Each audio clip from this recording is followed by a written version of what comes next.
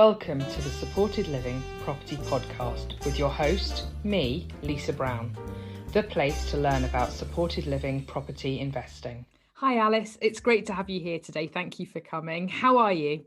I'm really good, thank you, actually. I think ready to get back to normal, but apart from that, I'm all good. Good. Do you want to introduce yourself and tell people a little bit about you? Yeah, okay, so I'm Alice Nock, and I suppose if I just give you a little bit of background on me, I graduated from university with a law degree many years ago, had a baby halfway through, which was interesting, but made me even more determined to get my degree, which I did. I then went into training to be a primary school teacher and taught for about 10 years, specialising in special educational needs and disability, and quite specifically autism. So if there were children who were autistic, they tended to be put into my class because I knew how to get the best out of them, how to work with them.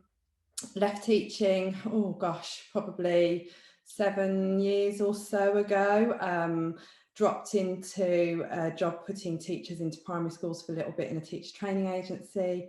It was a small business, so I took over the primary school side of the business and grew that from about 26,000 to about 280,000 in 18 months. So that was quite good fun, nothing I'd ever done before. And yeah, it was interesting, it was good. And then got to the point where I thought, do you know what, I've really wanted to do property investing and developing for years and years and years. And we bought our first buy-to-let in 2012.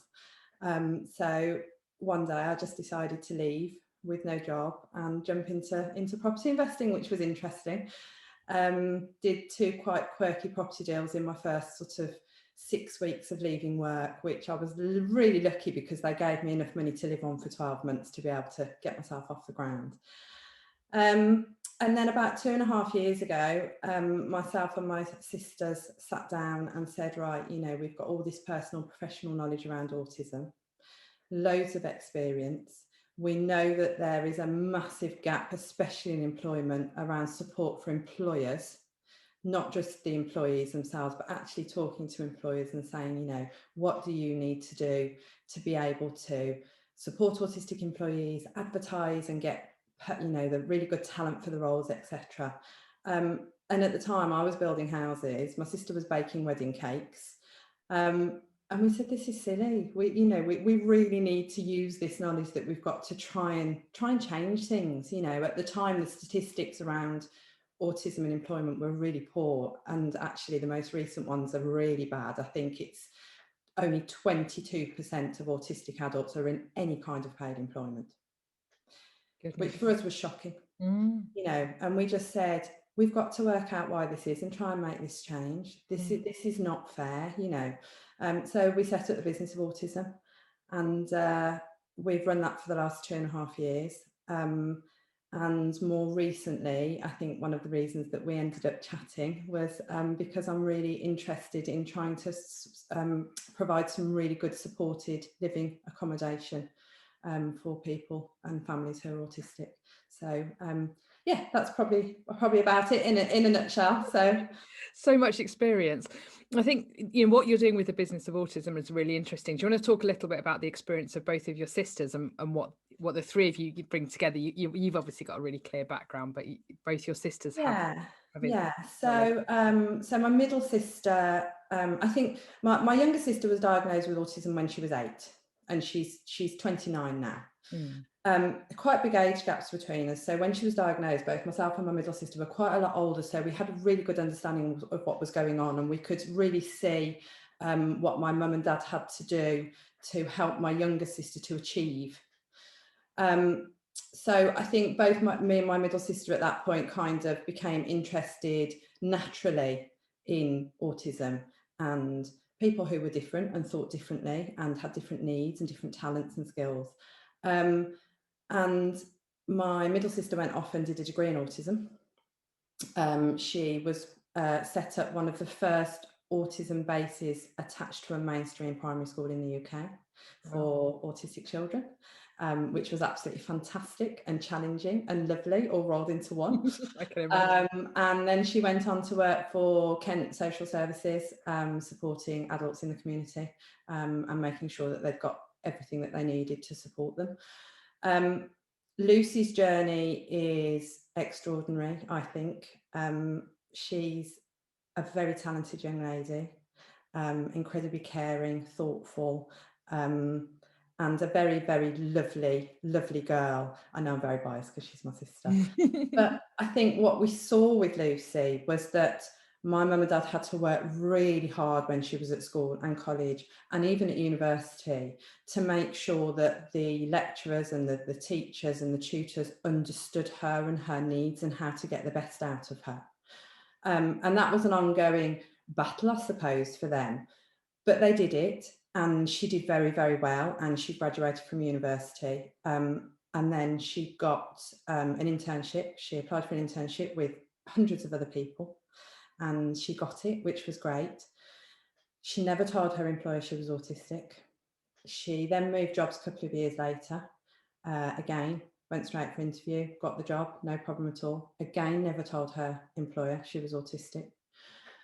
And I think she had issues at work anyway. I think there were problems anyway, which were nothing to do with her being autistic, but I think possibly had they have had much better knowledge and understanding of autism and Lucy, then she probably would have got much more support and would have felt much more comfortable in the role that she was in. She more recently took on a role, probably about 18 months ago now, and she, for the first time, decided once she'd taken the role to tell her employer. She was in a company where she felt valued and she was listened to. And they've been brilliant, absolutely brilliant. And I think she's probably had about 3 promotions since she's been there. She's carved out her own job role, but that is because her employer has made the effort to learn about what autism is and learn about how beneficial it can be to have a real diverse workforce, you know, and not just to employ people who think the same, because if you employ people who think the same, you get the same result day in, day out, and nothing ever changes. So Lucy's done really well for herself, but it hasn't been without challenges. And I know that definitely since we set up the business, she's learned a lot about herself. In particularly, that a lot of the ways that she feels and thinks are because she's autistic. And she never realised that because she thought everybody felt and behaved in that way. Right. And she had no idea that was because she was autistic. So yeah, so it's been quite a journey really. But again, in a nutshell, that's a bit about both of them and us as a business. So yeah, absolutely, because I think that really sets the background to what you're doing and what you're trying to achieve, really. I guess the obvious question is, what is autism, isn't it, for people who are listening? And I think there's a lot of misunderstanding around what autism actually is, Alice, isn't there? Yeah, massive misconceptions. And I think this is the biggest problem, because people only know what autism is from their own experiences and from what they've seen, and it's not represented correctly very often. No. And often you can get a really, really bad view of what autism is. And as I said, you know, what that does is it means that employers get quite scared of trying to do it in case they get it wrong. So autism, trying to explain it in a way that is very easy to understand. It's very simply a condition that affects the way that people communicate, and it affects the way that they experience the world around them, quite simply. There are some common autistic traits which there would have to be, otherwise we wouldn't be able to diagnose it in the first place. But just really like you and me, everybody who's autistic is different, you know, and I think that's really important to note. You know, there's a massive stereotype around the fact that everybody who's autistic is good at IT.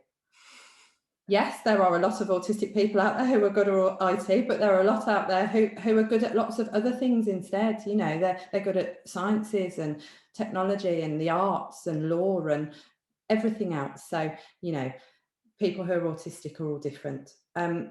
I think it's quite important to note that one of the things that people talk about when it comes to autism is that autism is a spectrum condition. And that doesn't mean that it's linear. That doesn't mean that it starts here and finishes here. You know, it's a variant, it's variable. So you don't start at low and end at high. It's more like a circle. So yeah, definitely not linear.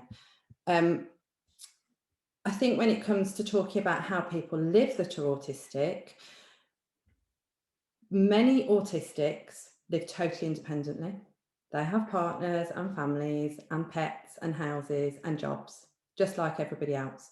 But there are some autistic individuals who do have additional challenges, and this could be learning difficulties, learning disabilities.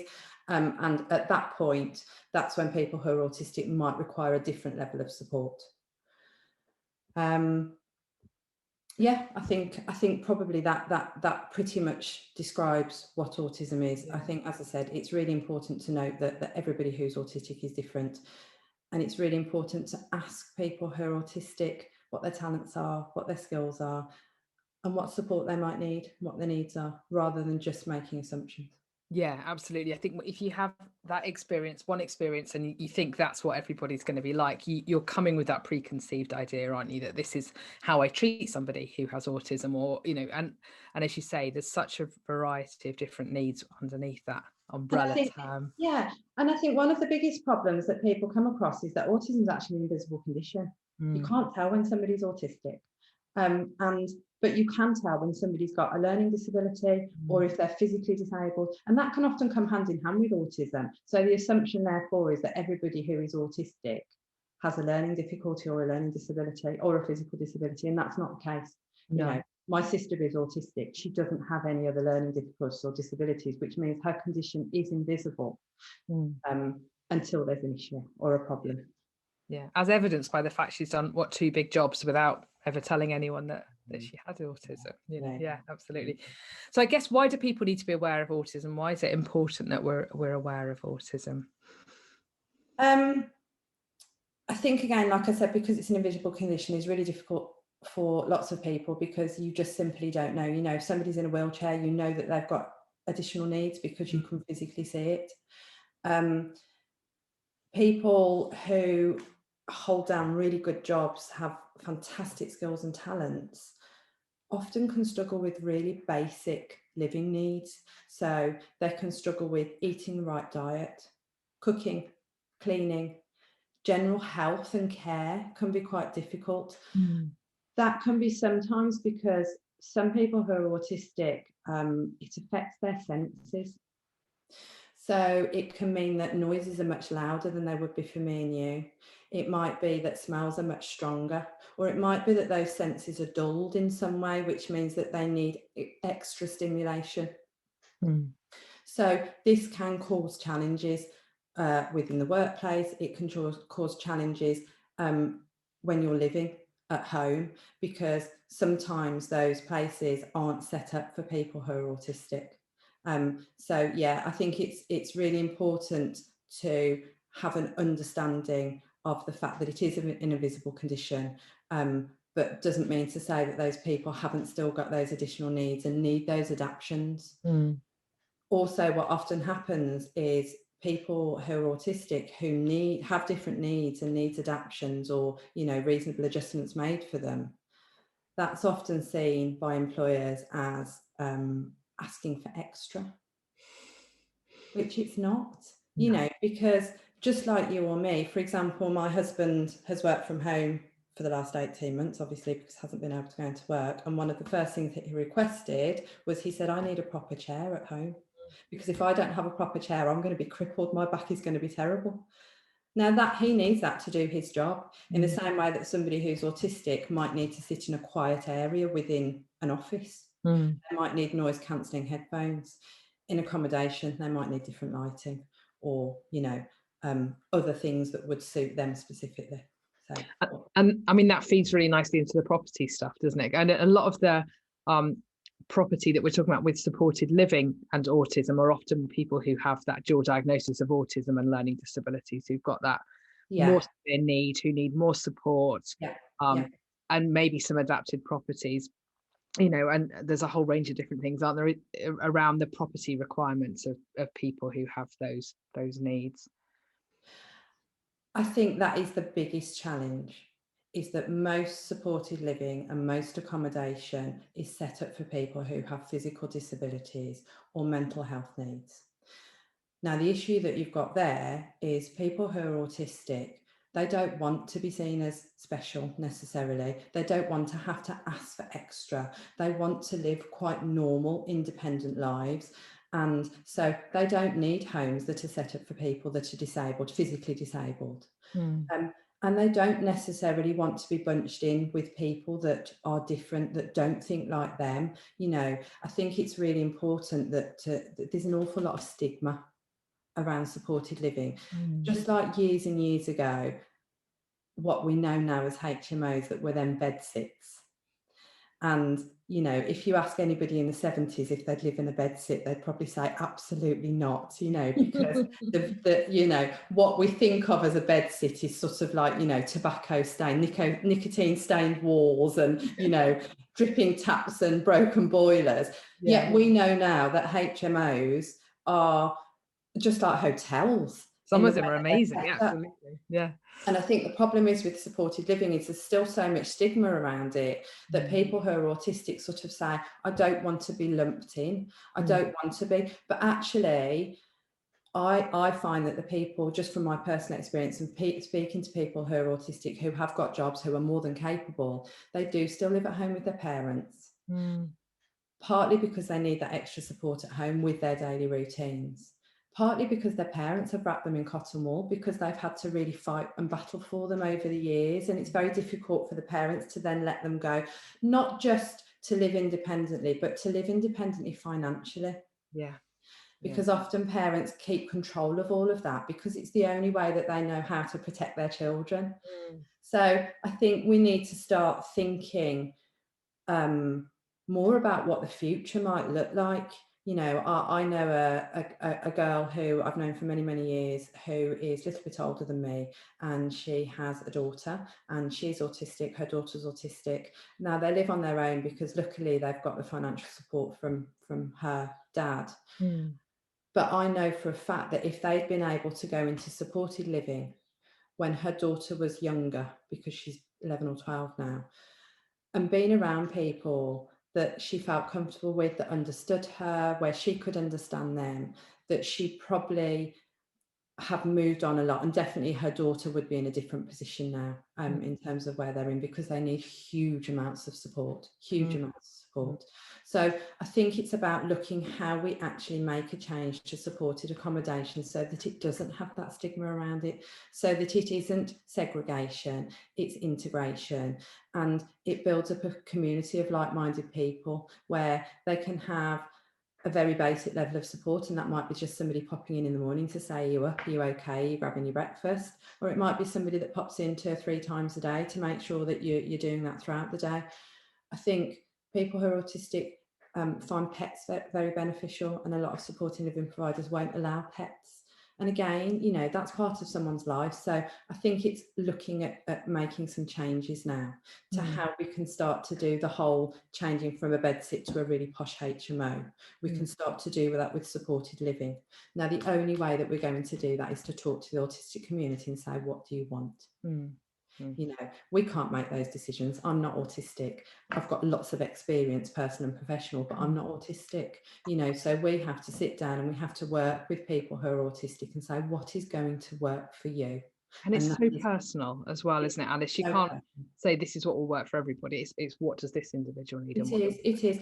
But you can start with a baseline, and you can start with thinking about things like what kind of lighting you're going to put into a building. You know, because you can have dimmable lighting. Now, that's not always put in because it's a bit more expensive, but hugely beneficial to somebody who's autistic. People who become overwhelmed when they're autistic can often hear the electricity running through the wires. Now, that just seems absolute madness to me. But I know that if I could constantly hear that, that would drive me mad. You know, and especially if I was feeling overwhelmed. So I think looking at how we insulate better, looking at noise levels, and as I said, looking at the people that are around them and whether they're best suited to living together. Absolutely. Compatibility is massive in supported living. Huge. In You know, shared schemes, they have to, so Yeah, and a really good way to do that is to say, right, okay, we'll set up supported living, but what we'll do is we'll provide community groups first, and we'll actually start to interact together with people so that they can say, actually, we don't work very well together, or actually, do you know what, this is brilliant, we'd love to all jump into a block of apartments together and go and live together. And I think that's a really good way to do it, because, you know, I wouldn't want to live with somebody that I didn't get on with, or that was causing problems, or that didn't understand me. So no, it's so important. Your home is so important, isn't it? Yeah, it's a safe place, isn't it? You know, it's a safe place. It's a haven. It's where we come back to. You know, it's where we rest. It's where we relax. And yeah, you've got to feel really, really comfortable there, and not just in the home. You've got to feel comfortable in the outside environment around as well. You know, in terms of transport and where you can get to easily if you work. You know, I know that my friend who I talked about, they did look at supported living for her, and the closest place that was going to be suitable was 2.5 hours away from her family. Suitable. Which is madness. And they just said, well, we haven't got anything else. No. So, yeah, things have got to change. They are. And yeah, we just need a lot more property, quite frankly, don't we? It's a lot more available property for providers to use, you know. Yeah, absolutely. So that you don't have to make that decision about being such a long way from friends and family, you know. It's really, really important, that, I think. What considerations do people need to think about if they're working with people with autism, or they're supporting people with autism? Anything else that we haven't covered that you think needs to be brought in? I think, like I said, the main ones are, don't make assumptions. Never assume what somebody's needs are, because, you know, they are all very, very different. And always make sure that you actually work with the autistic community. So, you know, I am in a couple of groups on Facebook, which admittedly you can only go into if you're either autistic or have a family member who's autistic. But there are groups out there. There's the National Autistic Society. There's an awful lot of information out there, and there's a lot of people like us who are more than happy to consult and to be able to give support and advice and knowledge to make sure that you get it right, or as right as you can get it. You're not always going to get it right, and it's really important to know that if something doesn't work, you can change it. Yeah. You know, but it's giving the opportunity on a regular basis for those people who are living in that accommodation to say to them, is there anything else that you need? Is this working for you? What can we do to make changes? You know, it's not static.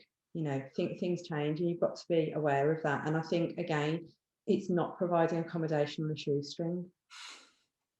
You know, it's making sure that if you've got funding and resources available to you, that they are used in the best possible way. So yeah, I think that's the most important thing, really, is just do your research and speak to actual autistic adults. That's brilliant. Thank you. They you. will tell you what they need.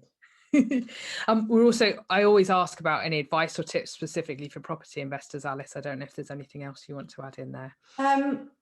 Yeah, I think I've got two, both from experience.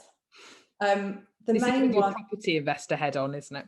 Yeah, absolutely. And I think the main one is definitely saying, do not go and do something that you don't know how to do.